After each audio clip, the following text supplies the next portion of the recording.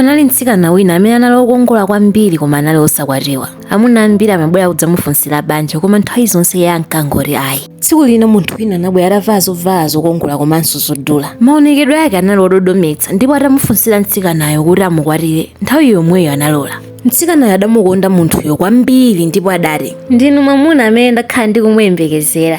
Mosataya nthawi anakwatirana naye amba kukhala limodzi. Usiku wawo woyamba monga mwamuna ndi mkazi, munthuyo anamuwuza mkaziyo kuti, mkazi wanga, inetu ndimakonda kugona ndi zovala zanga ndipo ndimakondanso kusamba ku mtsinje. Izi zinamudabwitsa mtsikana uja komabe sanazilengere. Chomwe mtsikanayo sanadziwe ndi choti mwamuna amene anakwatirana nayeyo anali Fisi. Fisiyo ankavala zovala zabwino ndi kuzikongolesa ndi cholinga choti azioneka ngati munthu. Tsiku ndi tsiku Fisiyo ankapita kusamba ku mtsinje. Iye ankaonetsetsa kuti asachotse zovala pamaso pa mkazi wake, kotero mkaziyo sanazindikire olukayikira kuti mwamuna wakeyo anali Fisi. Tsiku lina mchimwene wake wa mtsikana yako oloka mtsinje adaona zovala za mlamu wake zitalendewera pa mtengo.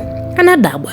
Sizovala za alamwezi. Mchimwene wake wa msungwanayo anayamba kuyang'ana kuganiza kuti alamu akeyo anali pafupi, koma zodabwitsa anaona Fisi akusamba. Anayandikira mwakachetechete ndipo anakuwa nati, kodi ndinu mlamu? Fisiyo anadzidzimuka nachita mantha kwambiri. Anayamba kulira nati ndipo anathawira kutchire osabwereranso kwa mkazi wake uja. Mchimwene wa mtsikanayo atabwerera kumudzi anawuza mchemwali wake kuti, chemwali, mwamuna amene munakwatiwa naye anali Fisi. Muli ndi mwayi kuti tamudziwa msanga asanakudyeni. Mtsikanayo anangoti kakasi kusowa chonena.